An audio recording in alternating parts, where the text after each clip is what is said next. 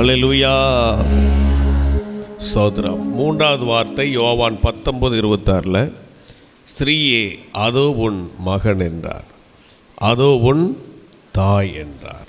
இயேசு சிலுவையில் அறையப்பட்ட போது எல்லா சீசர்களும் ஓடி போய்விட்டார்கள். யோவான் மட்டும்தான் அங்கு நின்றான். இயேசுக்கு ரொம்ப அன்பாக இருந்த சீசன். அவருடைய தாயாகிய மரியாள் அங்கே இருக்கிறாள். ஸ்தோத்திரம். அல்லேலூயா. எல்லாரும் போய்விட்டார்கள். கிறிஸ்மஸுக்கு பாருங்கள், நிறைய ஜனங்க வருவார்கள். எதுக்கு சொல்லுங்கள்? கிறிஸ்மஸுக்கு சிக்கன் பிரியாணி சாப்பிட்றதுக்கு நிறைய வருவார். புனித வெள்ளிக்கு பாருங்கள், நிறைய பேர் வர்றதே இல்லை. மக்களுடைய மனநிலை என்னென்னா, நம்முடைய சந்தோஷத்தை கொண்டாடுவதற்கு அநேகர் வருவார்கள். ஆனால் நம்முடைய துன்பத்தை பகிர்ந்து கொள்ள யாருமே முன் வரமாட்டாங்க. நான் சொன்னதை புரிஞ்சுக்கிறீங்களா? எத்தனை பேர் காதில் விழுந்துச்சு? உங்கள் வீட்டில் ஒரு சந்தோஷமான நிகழ்ச்சின்னா அதுக்கு ரொம்ப நிறைய பேர் வருவார்கள். உங்களுக்கு ஒரு துன்பம் வந்தால் அதை பகிர்ந்து கொள்ள யாருமே சொல்லுங்க வாய்த்திறந்து வரமாட்டோம். கல்யாண வீட்டுக்குன்னா 10 நாளுக்கு முன்னாடி போய் படுத்துக்கிட்டு இருப்பாங்க. ஒரு வீட்டில் இறந்து போயிட்டாங்கன்னா ஒரு நாள் படுத்துருக்க மாட்டாங்க போய். உண்மையாக போய் என்ன சொல்கிறது? அல்லேலூயா. நம்முடைய துன்பத்தை பகிர்ந்து கொள்ள ஒரே ஒருத்தர் தான் இருக்கிறார், நம்முடைய ஆண்டவர் மட்டும்தான். என் மனைவி கற்றுட்டு போகும்போது எங்கள் வீட்டில் சில பேர் கொஞ்ச நாள் அப்படி இருந்தார்கள். அப்புறம் யாருமே வரவே இல்லை. ஸ்தோத்திரம். அல்லேலூயா. என் பிள்ளைகளை படுக்க வச்சு நான் பக்கத்தில் படுத்துக்கொள்வேன். ஸ்தோத்திரம். நாங்களும் தனித்தனி தான் படுத்துருப்போம் எப்போவுமே ரூமில். அப்போ தான் யோசித்தேன், நம்ம கூட யார் தான் இருப்பா? கர்த்தர் மட்டும். யாரும் இல்லைங்கிற வருத்தம் எனக்கு இல்லவே இல்லை. ஏன்னா ஆண்டுடைய இணையில்லாத பிரசன்னம் என்னை நிரப்பிக்கொண்டே இருந்தது. ஸ்தோத்திரம். தனிமையோ வெறுமையோ நாங்கள் உணரவே இல்லாதபடி தேவ பிரசன்னம் எங்கள் வீட்டை நிரப்பி இருந்தது. இன்றைக்கும் அப்படியே தான் இருக்கிறது. கர்த்தருக்கு ஸ்தோத்திரம். அல்லேலூயா. இந்த துன்ப நேரத்தில் எல்லாரும் சிலுவை விட்டு ஓடிவிட்டார்கள். ஆனால் சீசன் இயேசு யோவான் மட்டும்தான் இயேசுவின் சிலுவையின் அருகே நின்று கொண்டிருந்தான். ஆமேன்னு சொல்லுங்கள். இயேசுவுக்காக ஏதாவது துன்பமான சூழ்நிலை வந்தால் இன்றைக்கி வந்துக்கிற எல்லாரும் இயேசு பக்கமாகவே இருப்பீங்களா? நீங்களாம் இருப்பீங்கன்னு நம்புகிறேன். இயேசுவுக்காக என் உயிரே போனாலும் பரவாயில்ல, நான் இயேசுவுக்காக வாழ்வேன். ஸ்தோத்திரம். அல்லேலூயா. ஆமாம். இங்கே யாரும் நிற்கவில்லை. ஒரே ஒரு சீசன் இருக்கிறான். பரிதாபமாக அவருடைய தாய் மரியாள் நின்று கொண்டிருக்கும் பொழுது தான் ஆண்டு சொல்கிறாரு, அவங்கள இணைச்சி வைக்கும்படி, அவங்களுக்குள்ள அந்த வெறுமையை உணராதபடி, அவர்கள் ஒருவருக்கொருவர் ஆதரவாக இருக்கும்படி, அதோ உன் தாய், அதோ உன் மகன். மகன் சிலுவையில் அறையப்படுறார். மரியாள் இயேசுக்கு மகன் கிடையாது, அவர் தேவகுமாரன். யார் அவர்? தேவகுமாரன். கத்தோலிக்க மார்க்கம் தான் இன்றைக்கி இயேசுவின் தாய் மரியாள் அப்படின்னு சொல்லிவிட்டாங்க. மரியாள் உங்களைப் போல ஒரு சாதாரண ஸ்திரீ. ஆனால் இயேசு யார் தெரியுமா? அவர் தேவகுமாரன். அவர் யார்? தேவகுமாரன். தேவன் மனுஷனாய் வந்தார். காணக்கூடாத தேவன் காணக்கூடிய மனுரூபமானார். சோதரம். பிரியமானவர்களே, ஆகவே அந்த சிலுவையில் இருக்கும்போது கூட அவர் குடும்ப பொறுப்போடு குடும்பத்தின் மேல் கரிசனை உள்ளவராக இருந்தார். சோத்திரம்.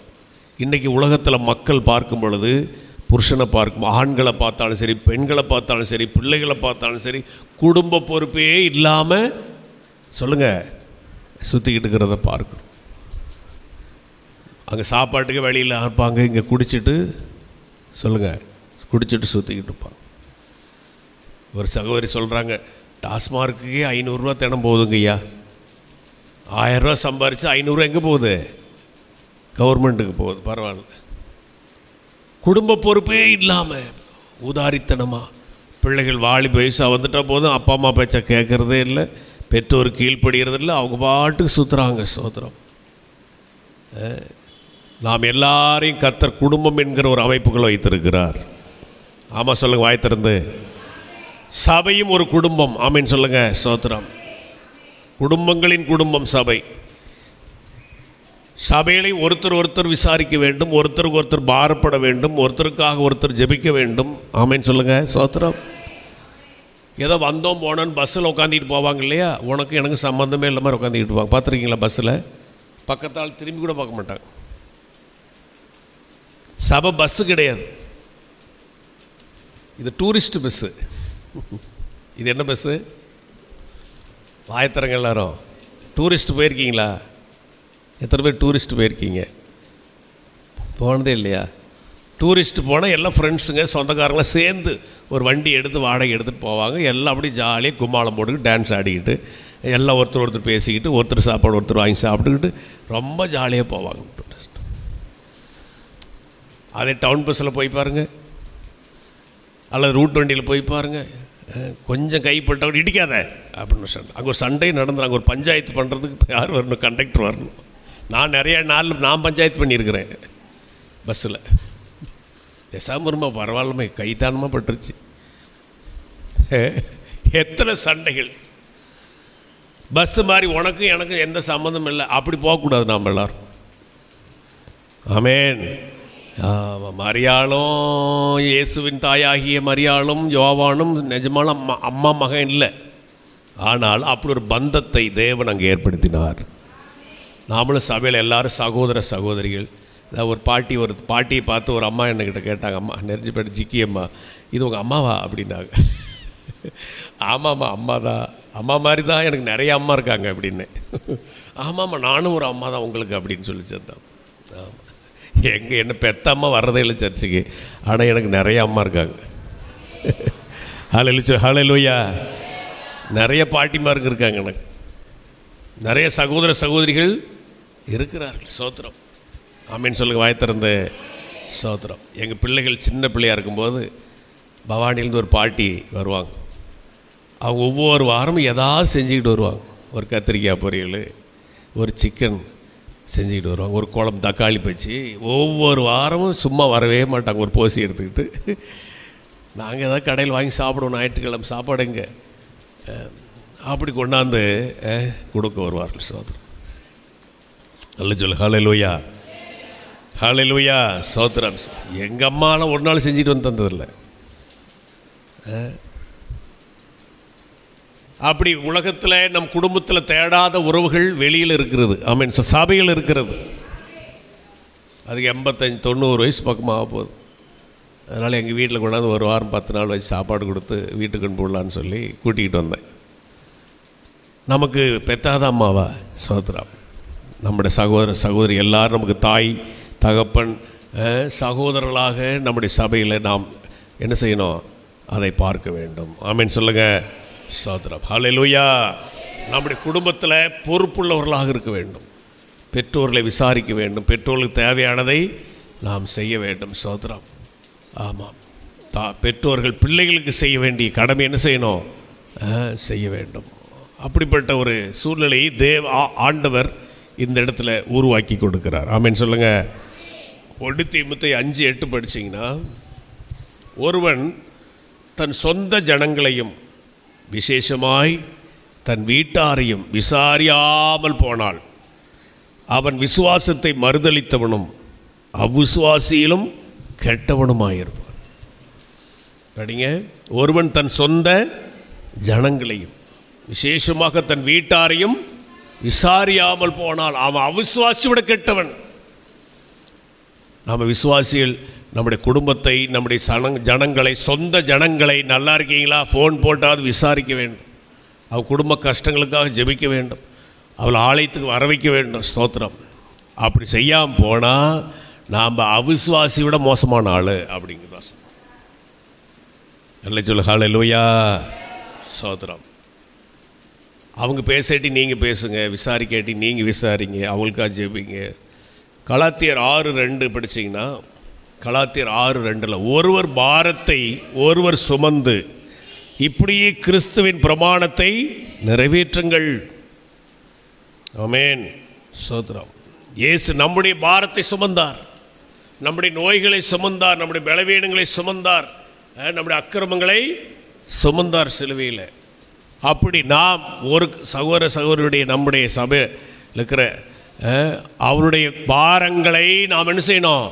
சுமக்க வேண்டும். என்ன செய்யணும்? உதவி செய்ய வேண்டும். என்ன செய்யணும்? உதவி செய்ய. சிலருக்கு உடம்பு சரியில்லை, பலவீனமாக இருக்காங்க, அவங்களுக்கெல்லாம் நான் போய் ஆஸ்பத்திரி வரைக்கும் போய் நான் இருந்திருக்கிறேன். பிரசவ காலங்களில், ஆக்சிடெண்ட் காலங்களில், விபத்து நடந்த காலங்களில், சுகவீனமான காலங்களில் என்னால் பெரிய பொருளுதவி செய்ய முடியாட்டியும் நான் போய் இரவெல்லாம் கூட முழிச்சு நான் உட்காந்து இருந்திருக்கேன். நல்ல சொல்ல ஹல்லேலூயா. சத்தமாக சொல்ல ஹல்லேலூயா. ஒருவர் பாரத்தை ஒருவர் என்ன செய்யணும்? சுமந்து கிறிஸ்துவின் பிரமாணத்தை நிறைவேற்றுங்கள். கிறிஸ்துவனுடைய பிரமாணம் என்னென்னா, இயேசு நம்முடைய பாரங்களை எல்லாம் என்ன செய்தார்? சுமந்தார். சோத்திரம். ஆமாம். மற்றவங்க பிரச்சனை கேட்டு அவங்களுக்காக ஜெபிக்கலாம், ஒரு பண உதவி செய்யலாம். என்ன அவங்களால நமக்கு உள்ளூரில் இருக்கிற விசுவாசிகள் ஒருவருக்கு ஒருவர் உதவியாக இருக்க வேண்டும். நான் பார்க்குறேன், ஒவ்வொரு ஊர்லேயும் ஒரு விசுவாசி இன்னொரு விசுவாசியோடு பேசுகிறதில்ல. என்னது சொல்லுங்கள்? எடப்பாடி பக்கம் 2 வீடு தான் ரட்சிக்கப்பட்ட வீடு, சொந்தக்காரங்க வீடு. 2 பேரையும் கர்த்தர் நல்லா தான் வச்சுருக்கிறாரு. கேட்டால் 2 பேருக்கும் சண்டை, பேசுகிறதில்ல. அல்ல சொல் ஹல்லேலூயா. இவங்கள பார்த்தா யாராக ரட்சிக்கப்படுவாங்களா? நாம் கிறிஸ்துவ கும்பிட்டு என்ன புண்ணியம், நம்ம மன்னிக்காமல், ஒருவருக்கு ஒரு மன்னிக்காமல், அன்பு கூறாமல், நீ பெரியவனா நாம் பெரியவனான்னுக்கிட்டு அந்த ஊரில் யாராவது இயேசுவை தேடுவாங்களா? ஆகவே நாம் நம்முடைய குற்றங்குறைகள்லாம் மன்னித்து, குடும்பத்தில் இருக்கிற இதெல்லாம் மன்னித்து நம்மளாம் ஒற்றுமையாக இருப்போமானால் நிறைய பேர் இயேசுக்கிட்ட வருவாங்க. ஆமேன்னு சொல்லுங்கள். வாய் திறந்து சோதரம். ஹல்லேலூயா. குடும்ப பொறுப்புள்ளவர்களாய், குடும்ப அக்கறை உள்ளவர்களாய், பிள்ளைகள் மேலே அக்கறை உள்ளவர்களாய், பெற்றோர்கள் மேலே அக்கறை உள்ளவர்களாய், ஒருவர் மேலே ஒருத்தர் அக்கறை உள்ளவர்களாய் இருக்க வேண்டும் என்று இயேசு இந்த வார்த்தை 3வது வார்த்தையில் அவர் வலியுறுத்துகிறார். 4வது வார்த்தை, என் தேவனே என் தேவனே ஏன் என்னை கைவிரிப்பு. 3வது வார்த்தை பராமரிப்பு. 2வது வார்த்தை ரட்சிப்பு. சிலுவையில் 7 பூ பூத்துச்சு அப்படிம்பாங்க. இந்த வார்த்தை கைவிரிப்பு. தேவன் இயேசுவை கைவிட்டார். சொல்லுங்கள். இயேசுவை கைவிட்டார். கைவிட்டார். இயேசு கைவிடப்பட்டார் சிலுவையில். எல்லாம் சொன்னாங்க, இவர் தேவனுடைய குமாரனே, எல்லாரையும் எழுப்புனானே, ரட்சித்தானே, தன்னைத்தானே ரட்சிக்க ஒன்றும் முடியலையே சொன்னாங்களா இல்லையா? எல்லாரையும் ரட்சித்தான். இவர் தேவனுடைய குமாரன் ஆனாள், இவரையும் ரட்சிக்கட்டும், நம்மளையும் ரட்சிக்கட்டும்னு கள்ளன் பகடி பேசினான். அல்லேலூயா. சோத்திரம் சோத்திரம். தேவன் கல்வாரியில் இயேசுவை கைவிட்டார். என்ன செய்தார்? கைவிட்டார். அந்த சூழ்நிலை பார்த்தா கைவிட்டது மாதிரி தான் இருக்குது. சிலுவையில் ஆணி அடிச்சிட்டாங்க. ஏன் தேவன் காப்பாற்ற வரல? ஏன் ரட்சிக்க வரல? ஏன் ரட்சிக்க வரல? நிறைய சூழல் அப்படி தானே. என் மனைவி கூட ஏன் இயேசு காப்பாற்றலைன்னு நிறைய பேர் கேட்டாங்க. சோத்திரம். அது தேவனுக்குள்ள ரகசியம். ஆமேன்னு சொல்லுங்கள். சோத்திரம். சில சூழ்நிலையில் ஆண்டவர் மட்டும் இருந்தால் ஏன் இப்படி இந்த நோய் வருது, ஏன் இந்த கஷ்டம் வருது, ஏன் இந்த பிரச்சனை வருது அப்படின்னு பல பேர் நம்மளை என்ன செய்வாங்க? கேட்பாங்க. ஒரு நாள் ஒரு ஃப்ரெண்டு என்னை கேட்டான், இயேசு உன்னை கைவிட்டார்ல அப்படின்னா. இயேசு உன்னை கைவிட்டார்ல. அடப்போடா, நான் சாக கிடந்தேன் 90ஆம் வருஷத்தில், இயேசு என்னை காப்பாற்றினார். இன்றைக்கி உயிரோடு இருக்கிறது காரணமே யார் தான்? ஆண்டவர் தான். ஸ்தோத்திரம். நான் ஒவ்வொரு நாள் தேதி போடுவேன். 8ஆம் தேதி, இன்றைக்கி என்ன தேதி? இன்றைக்கி எத்தனை தேதி? 29 அப்படின்னு டேட் போட்டாவே எனக்கு சந்தோஷமாக இருக்கு. அடையப்பா நம்ம இவ்வளோ நாள் இருக்கிறோம். இன்னும் 29 தேதி, 3ஆம் தேதி, 3வது மாதமா? ஏப்ரல் மாதம் வருதில்ல? என்னைக்கு ஏப்ரல்? திங்கட்கிழமை. ஏப்ரல் ஃபூல் அப்படிம்பாங்க. ஏப்ரல் ஃபூல் அப்படிம்பாங்க. 1ஆம் தேதி. 19ஆம் தேதி ஒழுங்காக ஓட்டு போடலன்னா நீங்கள் ஆயுசுக்கு 5 வருஷத்துக்கு ஃபூலாக இருப்பீங்க. அதனால் கொஞ்சம் கரெக்டாக ஓட்டு போட்டுருங்க. ஆமேன்னு சொல்லுங்கள். ஸ்தோத்திரம். 19ஆம் தேதி. இங்கே பாருங்க, இப்படி அவன் சொன்னான், நான் என்னை காப்பாற்றின ஒரு ஆண்டவர், என்னை காப்பாற்றின ஒரு என் வீட்டில் அப்படி ஒரு காரியம் நடக்க விடுவாரா? அல்லேலூயா. ஸ்தோத்திரம், ஸ்தோத்திரம். ஒரு நல்ல ஒரு பொருளை எடுத்து யாராவது குப்பையில் போடுவாங்களா? கிடையவே கிடையாது. அது காலாவதி ஆனால் தான் போடுவாங்க. அதுபோல் எங்கள் வீட்டம்மா எல்லா விதத்துலேயும் காலாவதி ஆயிட்டா. அதனால தான் கர்த்தர் எடுத்தார். சரீரத்தில் ஆத்துமாவில் பலவீனமாகி ரொம்ப நோயில் நொந்து கஷ்டப்பட்டதுனால கர்த்தர் எடுத்தாரே தவிர நல்ல விதத்தில் அவர் இருந்து அவளை எடுக்கவே இல்லை தேவன். அப்படி ஆண்டவர் ஒன்றும் அறிவில்லாதவர் இல்லை. சோதரம் இல்லை சொல்லுங்கள். எங்கள் அம்மா சொன்னாங்க, எங்கள் அம்மா சொல்லிச்சு, எங்கள் வீட்டுக்கு நான் போகவே மாட்டேன் அதிகமாக. எங்கள் அம்மா போனால் அவிசுவாசமாக தான் பேசுவாள். எங்கள் அம்மா ஊரெல்லாம் சொல்கிறாங்க, இன்னமா உங்கள் பையன் இயேசு கும்பிட்றான் அப்படின்னு கேட்குறாங்க. நான் இன்னும் தான் இயேசு கும்பிடுவேன். என்னை கொன்று போட்டால் கூட நான் யார் தான் கும்பிடுவேன்? யோபு என்ன சொன்ன? அவர் என்னை கொன்று போட்டாலும் வாயை திறக்க மாட்டேங்கிறீங்களே, அவர் மேல் நம்பிக்கையாக இருப்பேன். அவன் பிள்ளைகள் எல்லாம் செத்து போச்சு, அத்தனை பிள்ளைகளும் செத்து போச்சு. அவன் சொத்தெல்லாம் செத்து போயிடுச்சு. அவன் சரீரத்தில் இருக்கிற ஆரோக்கியமெல்லாம் கெட்டு போச்சு. ஒரே நாளில் எல்லாம் ஒட்டாண்டியாக போயிட்டான். அவன் சொல்கிறான், என் மீட்பர் உயிரோடு இருக்கிறார், என் ஆண்டவர் உயிரோடு இருக்கிறார், நான் அதை பார்ப்பேன். இந்த மாம்சம் அழுகி போனா கூட என் தேவனை நான் பார்ப்பேன். ஸ்தோத்திரம். அவர் என்னை கொன்று போட்டால் கூட அவர் மேல் எப்படி இருப்பேன்?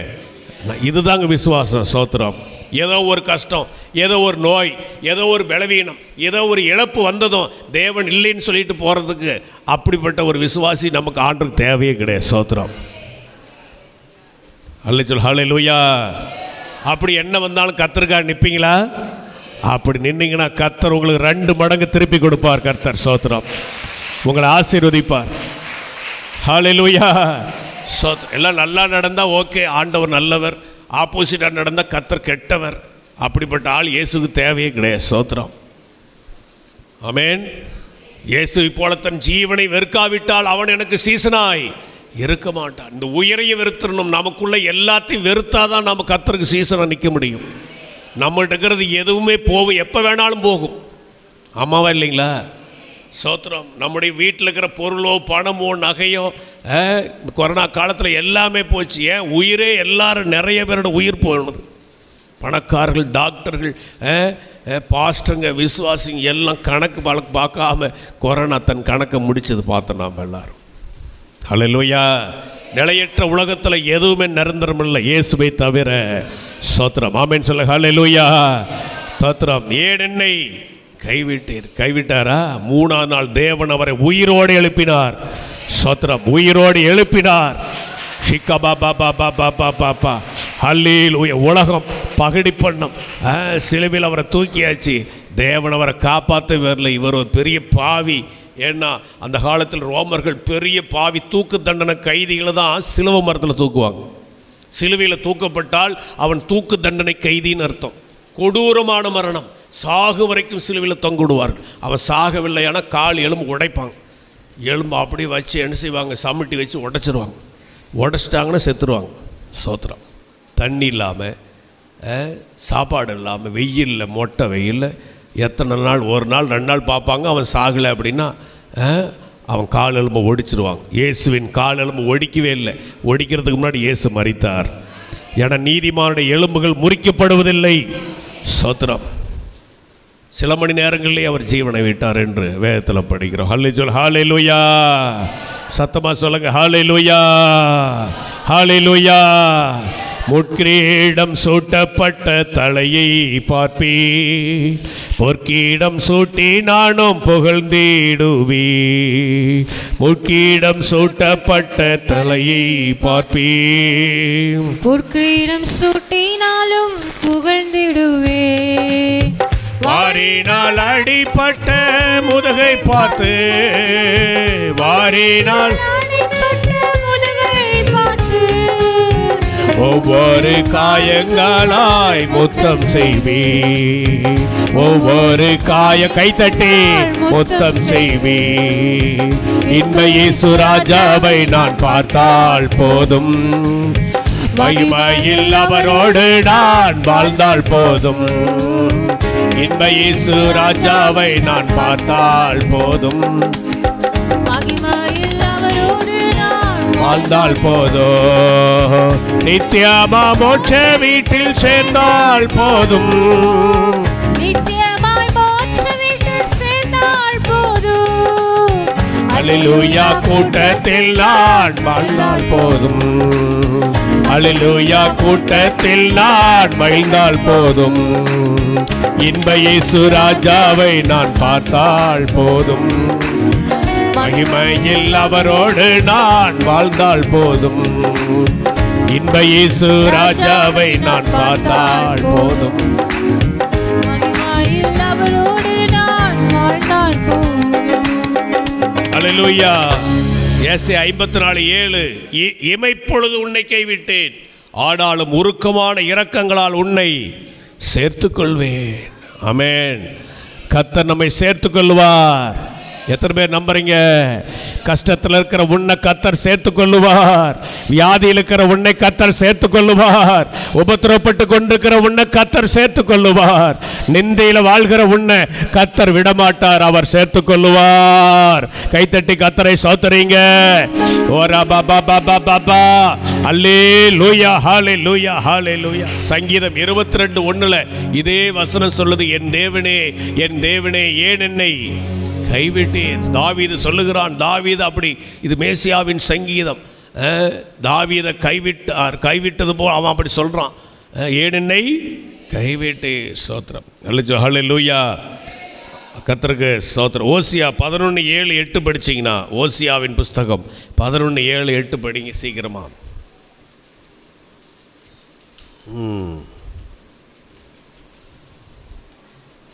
ஸ்தோத்திரம். 11:7.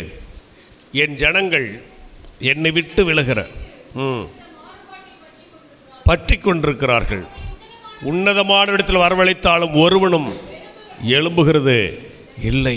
கர்த்தருடைய ஜனங்களை பற்றி இப்படி கஷ்டத்தை பார்த்து, ஏதோ ஒரு பிரச்சனையை பார்த்து கர்த்தரை விட்டு விலகிற மாறுபாட்டை கொண்டிருக்கிறார்கள். அப்படி இருக்கக்கூடாது. ஆமென். ஸ்தோத்திரம். அவர்களை உன்னதமான இடத்தில் வரவழைத்தாலும் ஒருவனும் எழும்புகிறது இல்லை. வா, கர்த்தர்கிட்ட வா, தேவனை தேடி வா, ஜெபம் பண்ண வா, தேவனை தேடு. கர்த்தரை தேடலுக்கு ஒரு நன்மையும் குறைபடாது. ஒரு பிரச்சனை வந்துவிட்டால் உலகத்தான் சொல்கிறான். நாங்களாம் இந்துவாக இருக்கும்போது எங்கள் ஊரில் எங்களுக்கு ஒரு குடும்ப ஜோசியர் இருப்பான். ஸ்தோத்திரம். எங்கள் அப்பா ஜாதகத்தை எடுத்துக்கிட்டு அவங்கள்ட்ட போவார். அவன் என்ன சொல்கிறானோ அப்படியே செய்வாருங்க அப்பா, அப்படியே செய்வார். கொடுமுடிக்கு போ அப்படி எடுத்தது. ஏன்னா கொடுமுடியில் இருக்கிற ஐயருக்கும் அவனுக்கும் கனெக்ஷன் இருக்கும், காசு அவன் தருவான். ஸ்தோத்திரம். அங்கே போய் அங்கே ஆற்றுல இருக்கிற தண்ணி 50 குடம் கொண்டாந்து சாமிக்கு ஊற்று. குடத்தை எங்கே எழுது கொடுப்பாங்க, நான் தான் தொங்குன்னு பழியாடாட்டக்கு போய் மொண்டுக்கிட்டு வந்து ஊற்றுவேன். ஸ்தோத்திரம். எங்கள் வீட்டில் கஷ்டம் போச்சா போகல. ஆள் அவன் சொன்னது அப்படியே திருச்செங்கோடு போ அப்படிம்மா, பழனிக்கு போயிட்டு வா அப்படிம்மா. அல்லேலூயா. நாங்கள் என்ன சொல்கிறோம்? எந்த செலவும்லாம் சர்ச்சைக்கு வா, சர்ச்சைக்கு போய் ஜெபம் பண்ணு. தேவனை தேடி என்ன செய்ய? நீ மலைக்கும் போக வேண்டாம், மடுவுக்கும் போக வேண்டாம், திருப்பதிக்கும் போக வேண்டாம், வேளாங்கண்ணிக்கும் போக வேண்டாம். இருக்கிற இடத்துல கர்த்தர் இருக்கிறார். ஸ்தோத்திரம். தம்மை நோக்கி கூப்பிடுவார் யாவருக்கும் அவர் எப்படி இருக்கிறார்? சமீபமாக இருக்கிறார். அவருடைய செவி செவிடா போல, காது மந்தமாகவில்லை. அவர் நல்லா கேட்டுக்கிட்டே இருக்கிறார். ஆபத்து காலத்தில் என்னை நோக்கி கூப்பிடு, நான் உன்னை விடுவிப்பேன் என்று சொன்னவர். அதை செஞ்சா அதை சொல்கிறோம், அதை செய்ய மாட்டேங்கிறாங்களா சார்? திருநள்ளாறு போனால் அங்கே போய் அங்கே பலி பாவம் தீர்த்துட்டு வரோம். நாம் கத்தரை தேடுறோமா? உன்னதமானவர்கிட்ட வர்றோமா? ஜபம் பண்ணுறோமா? அன்னால் போனாலே ஆலயத்துக்கு அவள் பிரச்சனைக்கு அன்னைக்கு ஒரு முற்றுப்புள்ளி வந்தது. சோத்திரம். அவள் நிந்தை மாறியது, அவள் கண்ணீர் மாறியது. அவள் சத்துருக்களெல்லாம் வெக்கப்பட்டு போன மாதிரி கத்தர் அன்னால் ஆசீர்வதித்தார், உயர்த்துவார். உங்களை அப்படியே செய்வார் ஆண்டவர். உங்களுக்கு உதவி செய்வார், உங்கள் கண்ணீரை துடைப்பார். எத்தனை பேர் நம்புறீங்க? கைத்தட்டி சோத்துறீங்க. Praise the Lord.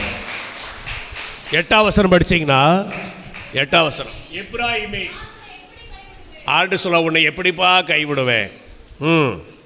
இஸ்ரவேலே, நான் உன்னை எப்படி ஒப்பு கொடுப்பேன்? உன்னை எப்படி உன்னை கைவிடுவேன்? ஆண்டு சொல்றார், உன்னை எப்படி உனக்காக ரத்த சிந்திட்டேன், உன்னை எப்படி கைவிடுவேன்? உங்கள் பிள்ளையை கைவிடுவீங்களா? ஸ்திரீயானவள் தன் கர்ப்பத்தின் பிள்ளைக்கு இறங்காமல் பாலகனை மறப்பாள். அவர்கள் மறந்தாலும் நான் உன்னை மறப்பதே இல்லை. கர்த்தர் சொல்றார். சோதரம். அல்லேலூயா. சோதரம். எங்கள் பேராண்டி பையனை கிப்டா அடிச்சிட்டான கோவத்தில் நான் நினைப்பேன், அந்த பையன் என்னக்கிட்ட வா, தம்பிங்க வா வா அப்படின்னு நான் கூப்பிட்டேன்னா அவன் என்னக்கிட்ட வரமாட்டான், அவங்க அம்மா கிட்ட தான் போவான். அவள் போட்டு அடித்தா கூட சாத்துறா கூட அவளை தான் போய் கட்டி பிடிச்சிக்கிட்டு, எனக்கு ஒரு வினோதமாக இருக்குது. இது என்ன வித்தியாசமாக இருக்குது? அடித்தா ஆப்போசிட் சைடில் போகணும். சில பிள்ளைங்க போய் வேறு ஆள்கிட்ட போய் உட்காந்துக்கிட்டு அம்மாவை இப்படி கைப்பாட்டிக்கிட்டு இருக்குங்க. ஆனால் அந்த பையன் அவளை தான் போய் பிடிச்சிக்குவான். சோத்திரம். அது மாதிரி கத்தர் நம்மளை அடித்தாலும் கைவிட்டாலும் அவர் காலை தான் பிடிக்கணும். நாம் கத்தர் தான் காலை பிடிக்கணும். எத்தனை பேர் கத்தர் காலை பிடிக்க போகிறீங்க? மனுஷன் காலை பிடிக்காதீங்க, கத்தரை பிடிச்சிங்க. கைத்தட்டுங்க. ஹல்லேலூயா, ஹல்லேலூயா. தோத்திரம். கஷ்டத்தில் கத்தரை பிடிச்சிங்க. கத்தருக்கு உன்னை எப்படி கைவிடுவேன், எப்படி நான் ஒப்பு கொடுப்பேன் ஆண்டு சொல்ல. அப்படி குழம்புறார் அவர். என் இறுதி எனக்குள்ள குழம்புறது. நம்மளை கைவிடவே மாட்டார். வர உன்னை எப்படிப்பா கைவிடுறது? நான் உன்னை விட்டு விலகுவதில்லை. உன்னை நம்முடைய பாவத்துக்காக தான் இயேசு கைவிடப்பட்டார். நம்முடைய கஷ்டங்களுக்காக தான் இயேசு அவர் கைவிடப்பட்டதுனால நாம் கைவிடப்படவே மாட்டோம். ஸ்தோத்திரம். நான் ஒரு நாளும் எல்லாம் சொல்லுங்கள், என்ன ஒரு நாளும் கர்த்தர் கைவிட மாட்டார். வாய் தரங்கள் சத்தமாக சொல்லுங்கள். பண விஷயத்தில் என்ன ஒரு நாளும் கைவிட மாட்டார்.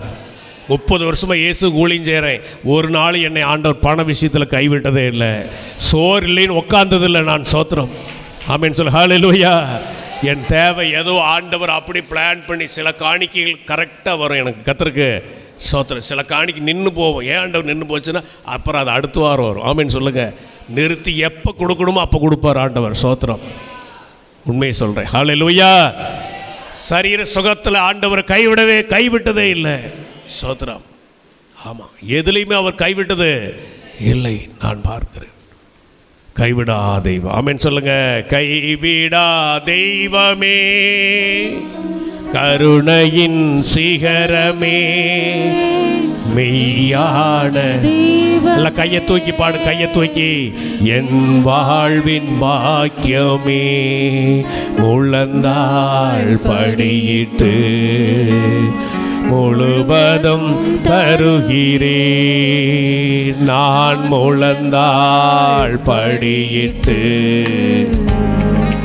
முழுவதும் தருகிறேன். நானும் என் வீட்டாரும் உம்மையே நேசிப்பேன். உமக்காய் ஓடுவேன், உந்தன் நாமம் சொல்லுவேன். ஹல்லேலூயா. 5வது வார்த்தை பரிதவிப்பு. தாகமாயிருக்கிறேன். யோவான் 19:28. யோவான் 19:28 தாகமாய் இருக்கிறேன். வருஷம் இந்த வார்த்தைகளை பேசினாலும் ஒவ்வொரு வருஷமும் புது வசனமாக கர்த்தர் கொடுத்துக்கிட்டு இருக்கிறார். ஆமாம் சொல்லுங்க. வாய் திறந்து சத்தமாக சொல். ஹல்லேலூயா. எப்படி இருக்கிறேன்? மத்தியானம் 3 மணிக்கு அவர் சிலுவையில் அறையப்பட்டார். நேற்று மத்தியானம் நான் வெயிலில் வெளியே போனேன். அவ்வளோ வெயில், அப்படி எரிச்சு மயக்கம் வந்துடும் போலக்கு. சோத்திரம். கூடுமான வரைக்கும் வெயிலில் விவசாய நிலத்து நம்ம சபை மக்களும் விவசாயம் தான் செய்கிறாங்க எல்லோரும். எப்படி வெயில் போய் இருக்குது, கர்த்தர் தான் பாதுகாக்க வேண்டும். கர்த்தருக்கு ஸ்தோத்திரம். வெயில், அந்த வெயிலான நேரத்தில் அவருக்கு தாகம் வந்தது. என்ன வந்துச்சு? தாகம். அவர் மனித ரூபத்தில் இருந்தார். தேவன் மனிதனாக தான். இயேசு 100% மனிதன், அவர் 100% தேவன். ஆமென் சொல்லுங்கள். ஸ்தோத்திரம். அவர் காற்றையும் கடலையும் அதட்டின போது அவர் தேவன். அவர் யார்? தேவன். படுத்து தூங்கினார் கப்பல். அவர் யார்? அப்போ மனிதன். அவர் மனிதனாகவும் இருந்தார், தேவனாகவும் இருந்தார். இந்த உலகத்தில் யாரும் அப்படி இருந்ததே இல்லை. ஏகப்பட்ட பேர் கடவுள் ரூபத்தில் தாடி வளர்த்தி கொண்டு அப்படியே பல வண்ண ட்ரெஸ் எல்லாம் போட்டுக்கிட்டு என்னென்ன பண்ணினாலும், பக்திக்குரிய காரியங்களை செய்தாலும் மனிதன் மனிதன்தான். இயேசு மட்டும்தான் தேவன். ஆமென் சொல்லுங்க. மனித உருவில் வந்த தேவன். புத்தன், இயேசு, காந்தி பிறந்தது எதற்காக? கண்ணதாசன் பாடினார். புத்தரும் இயேசும் காந்தி ஒன்று கிடையாது. புத்தர் ஒரு அரச குடும்பத்தில் பிறந்த ஒரு மனுஷன். காந்தி குஜராத்தில் பிறந்தார். இயேசு தேவகுமார். அவங்க தெரியாமல் அப்படி சொல்லியிருக்காங்க. இயேசு அவங்கள போல ஒரு பெரிய ஆள் அப்படில்ல. இயேசு பெரிய ஆள் இல்லைங்க, கடவுள். அவர் உலகத்தையே மாற்றினவர், உலகத்துக்காக ரத்தம் சிந்தினவர். ஸ்தோத்திரம். உலக சரித்திரத்தை 2ஆக பிரித்தவர். ஹல்லேலூயா. அவர் சொல்கிறாரு, நான் எப்படி இருக்கிறேன்? தாகமாக இருக்கிறேன். அது அப்போ என்ன செஞ்சுருக்கணும்? தண்ணி கொடுத்துருக்கணும். எல்லோரும் என்ன கொடுத்துருக்கணும்? தண்ணி. ஆனால் தண்ணி கொடுக்கல. கசப்பு கலந்த ஒரு காடி. அப்படி வாயிலையும் வைக்க முடியாது.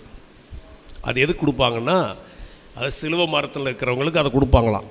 ஏன்னா சாகும்போது சிலுவையில் பயங்கர வலி இருக்கும். என்ன இருக்கும் சொல்லுங்கள்? ஆணி அடித்து அந்த வலியை மறைக்கிறதுக்கு ஒரு போதை மருந்தான். அது போதை, ஒரு போதை. அப்படி வலி மறக்கிற மாதிரி ஒரு கசப்பு நிறமான ஒரு காடின்னா அது ஒரு ட்ரிங்கிங்.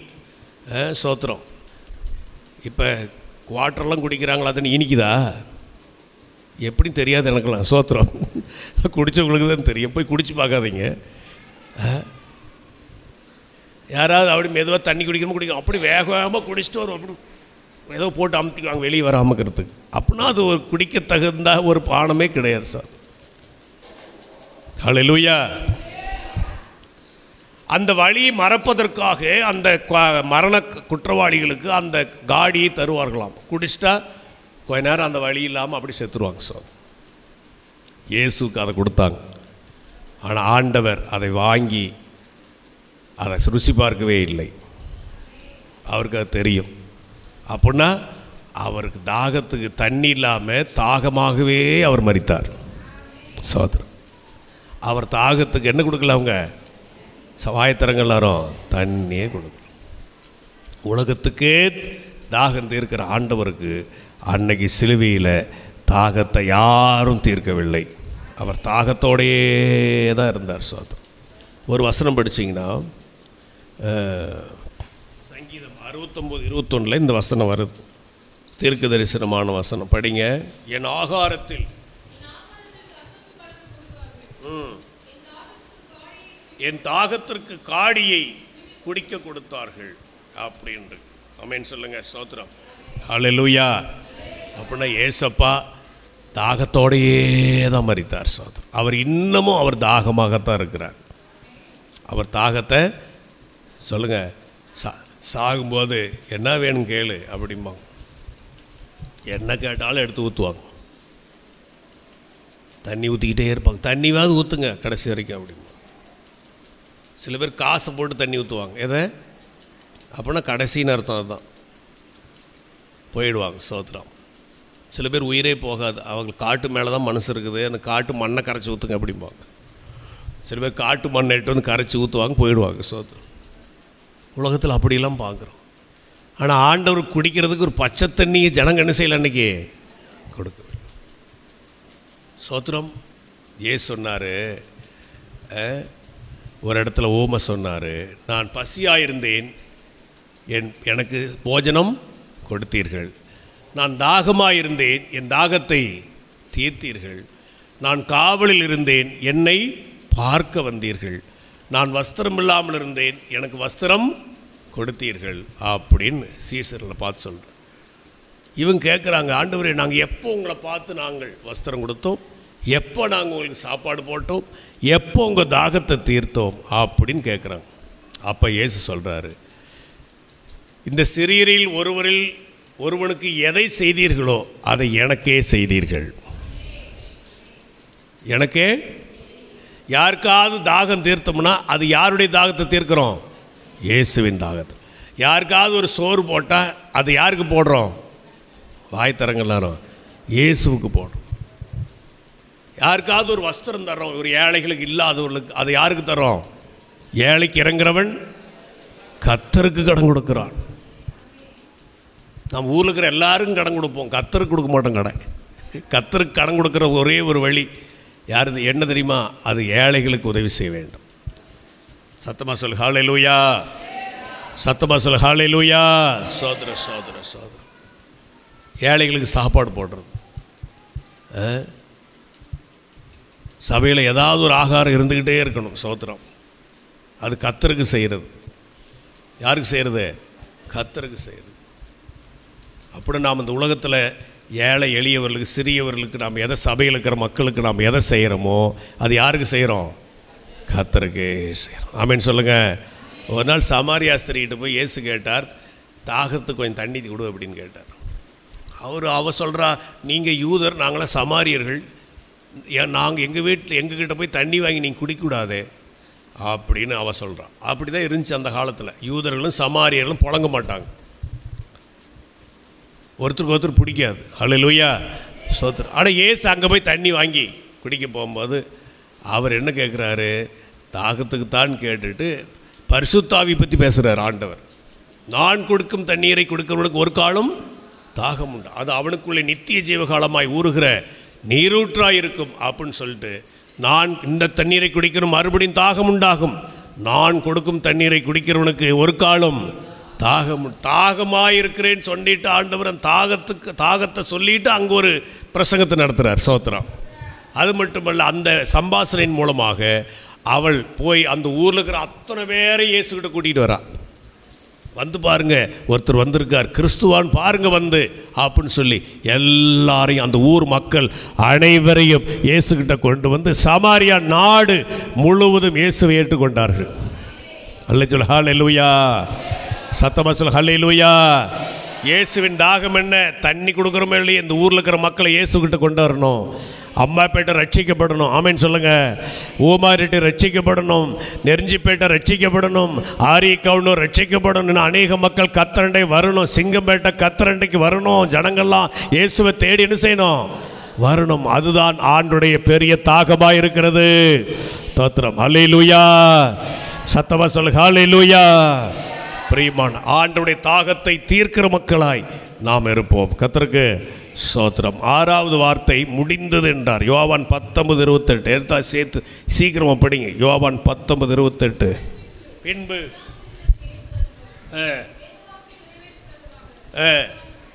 ஆமென், முடிந்தது. எல்லாம் சொல்லுங்க, முடிந்தது.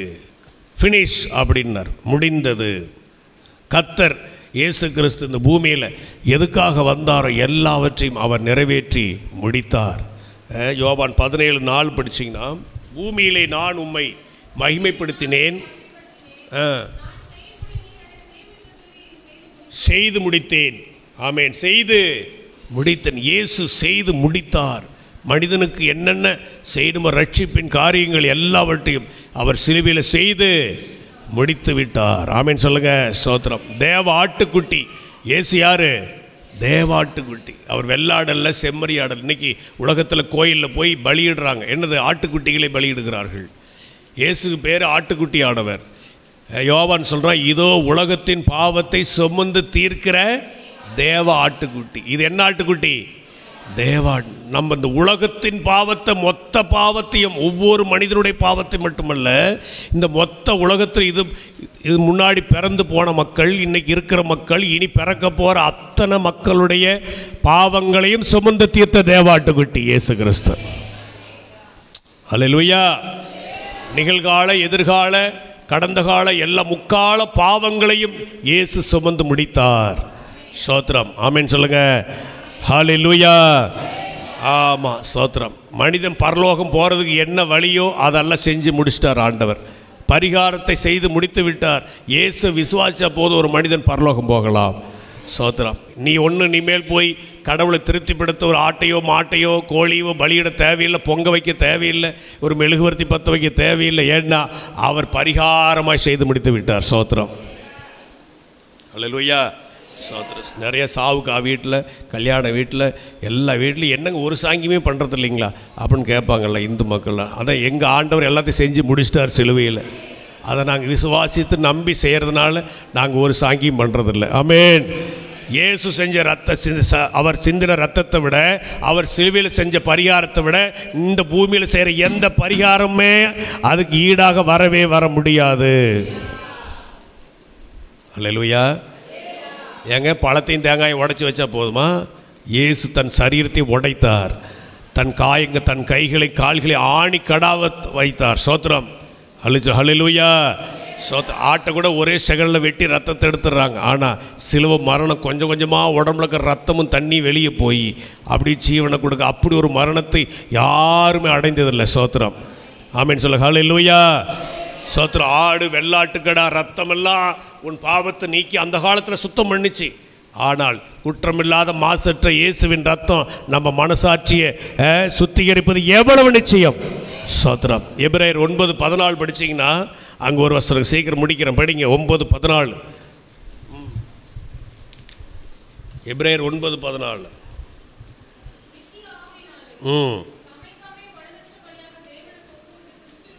கிறிஸ்துவனுடைய ரத்தம்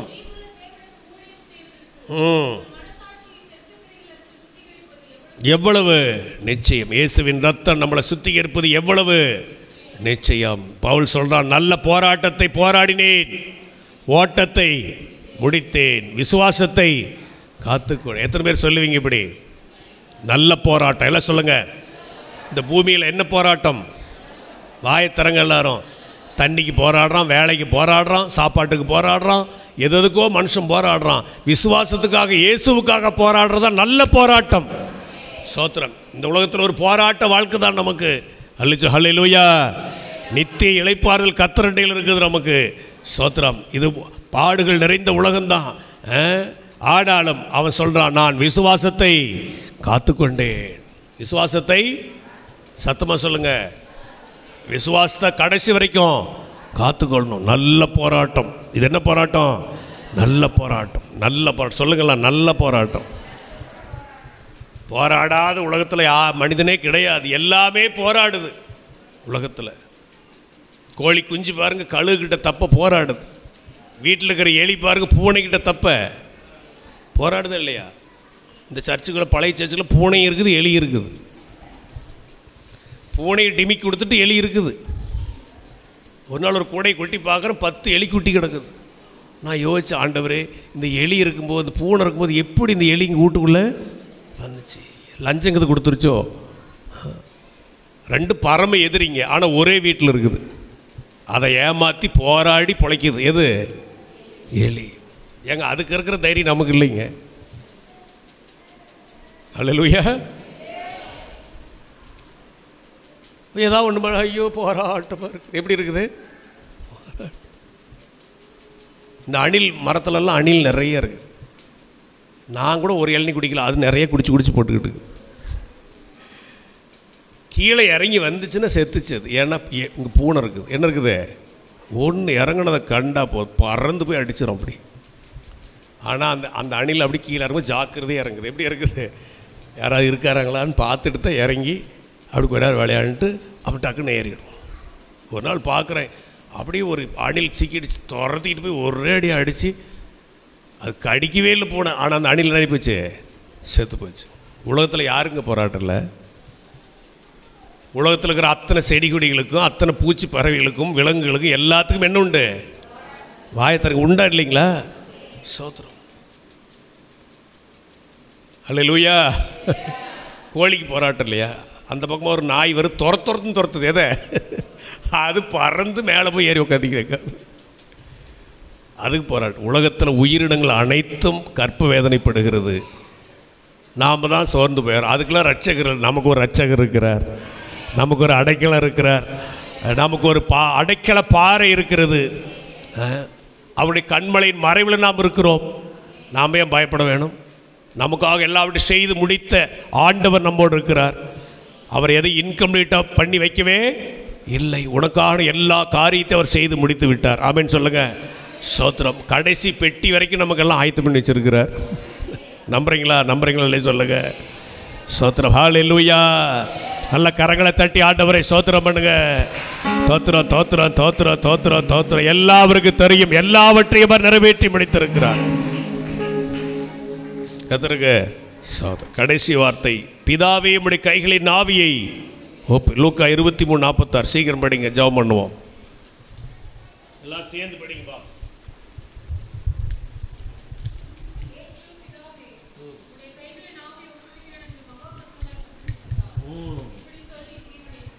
பிதாவே உம்முடைய கைகளில் என் ஆவியை ஒப்புவிக்கிறேன். முதல் வசனத்தில் தான் பிதாவேன்னு கூப்பிட்டார், கடைசியில் தேவனேன்னு சொன்னார். முதல் வார்த்தை பிதாவை தேவனை பற்றி, தேவனை பார்த்து பேசினார். ரெண்டாவது வார்த்தை கல்லனை பார்த்து பேசினார். மூணாவது வார்த்தை சீசனை மரியாளையும் பார்த்து பேசினார். நாலாவது வார்த்தை தேவனை பார்த்து பேசினார். அஞ்சாவது வார்த்தை எல்லாரையும் பார்த்து பேசினார். ஆமென் சொல்லுங்க. ஸ்தோத்திரம். ஹல்லேலூயா. ஆறாவது வார்த்தை தனக்குத்தானே பேசினார். முடிந்தது. பூரிப்போடு சொல்கிறார், பூரிப்போடு சொல்கிறார். எல்லாம் வாயத்திறங்கலாம். ஒரு வேலை முடிஞ்சிட்டா எவ்வளோ சந்தோஷமாக இருக்கும். வீட்டு வேலை இன்கம்ப்ளீட்டாக இருந்தால் கஷ்டம், முடிஞ்சிருச்சுன்னா சந்தோஷம். இந்த 10th பரீட்சை எழுதுகிற பிள்ளைங்க முடிஞ்சிருச்சுன்னா எப்படி இருப்பாங்க? அப்பா அப்படி சட்டையெல்லாம் கிழிச்சுக்குவானுங்க. அன்றைக்கி எண்ணெய் இங்கெல்லாம் எடுத்து சட்டையில் அடிச்சுட்டு, இந்த பேனாவுக்கு வேலை இல்லை, இனிமேல் சட்டைக்கு வேலை இல்லை. அப்போ அவ்வளோ ஒரு ஜாலி பிள்ளைகளுக்கு. பரீட்சை முடிஞ்சிருச்சுன்னா அப்படி ஒரு பூரிப்போடு தான் சொல்கிறார், முடிந்தது. என்னது? முடிந்தது. நாமளும் ஒரு நாள் சொல்லுவோம், முடிஞ்சதுன்னு சொன்னால் தான் நம்மளை தூக்குவார் ஆண்டவர். அது வரைக்கும் எதுவும் நம்மளை முடிக்க முடியாது. கைத்தட்டுங்க.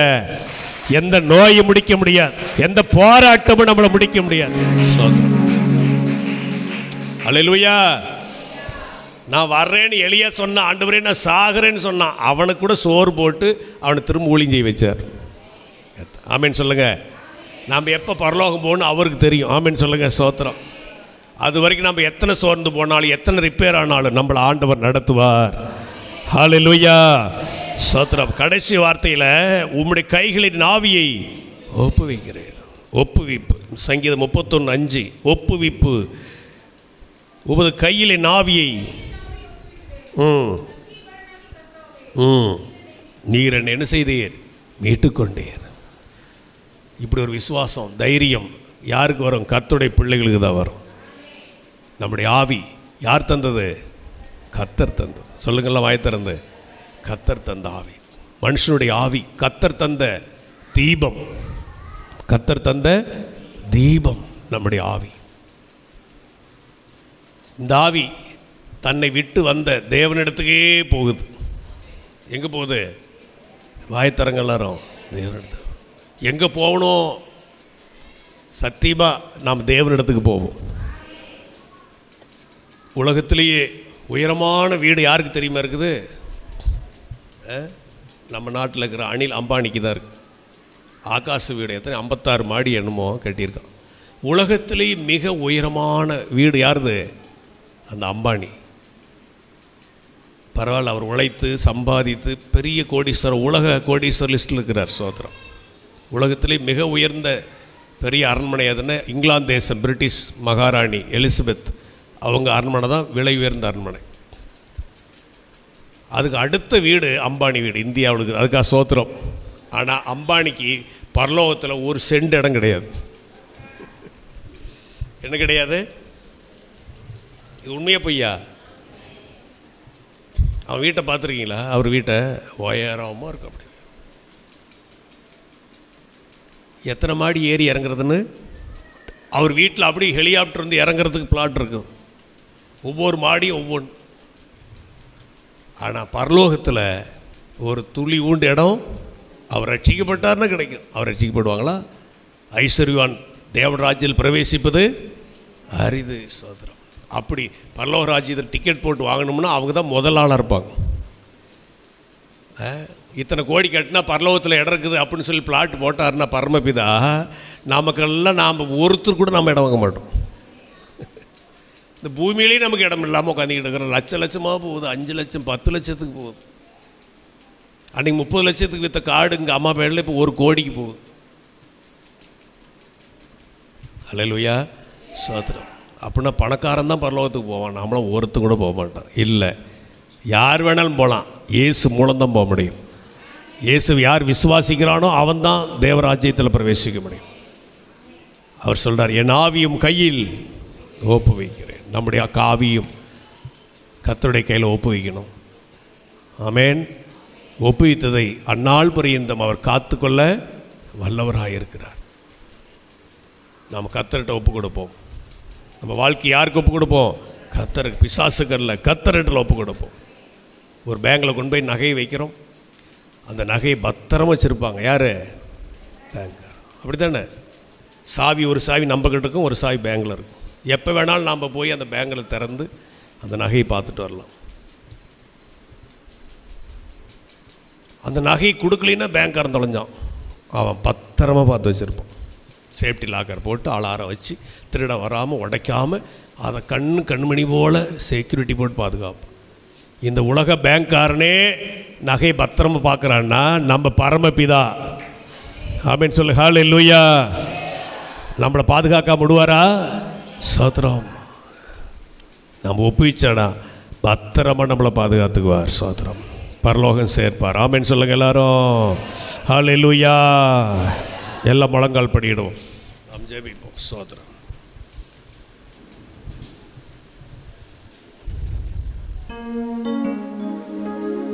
இந்த புனித வெள்ளி நாளில் நாம் இன்னும் ஒரு விசை ஆண்டவரிடத்தில் ஒப்பு கொடுப்போம், நம்மை தாழ்த்துவோம். ஸ்தோத்திரம், ஸ்தோத்திரம். ஆண்டவரே உமக்கு நன்றி. ஹல்லேலூயா. அன்பே, கல்வாரி அன்பே, உம்மை பார்க்கையிலே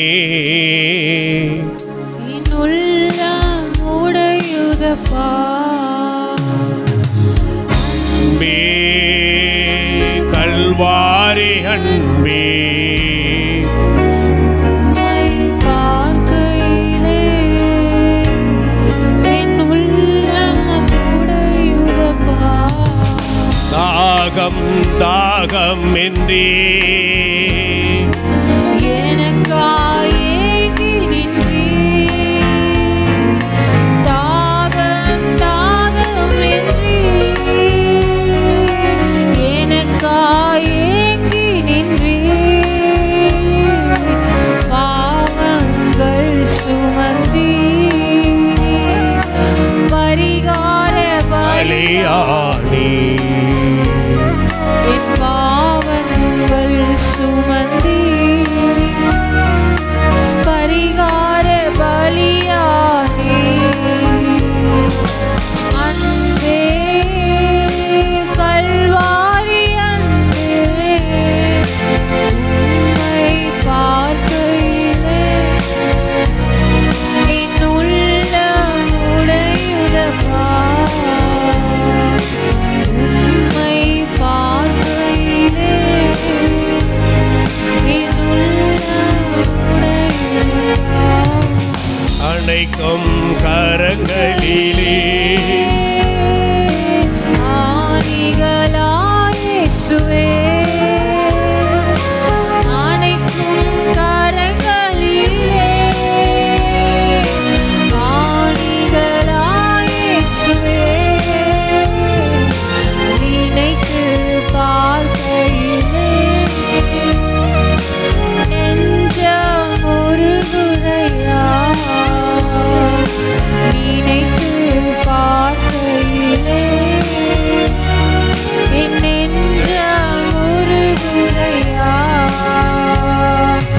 அன்பே, கல்வாரி அன்பே, உம்மை பார்க்கையிலே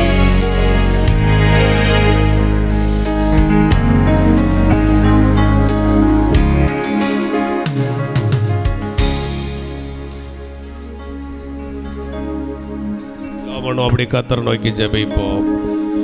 ஹல்லேலூயா ஹல்லேலூயா ஹல்லேலூயா. நாம் அப்படியே ஜெபிப்போம். பிதாவே நாங்கள் துதிக்கிறோம்ப்பா. ஆண்டவரே, இந்த காலை வேளையிலே சிலுவை பற்றி தியானிக்க, ஆண்டவரே 7 வார்த்தைகளை தியானிக்க கர்த்தர் எங்களுக்கு கிருபை பாராட்டி நம்முடைய கிருபைக்காக நன்றி செலுத்துகிறோம்.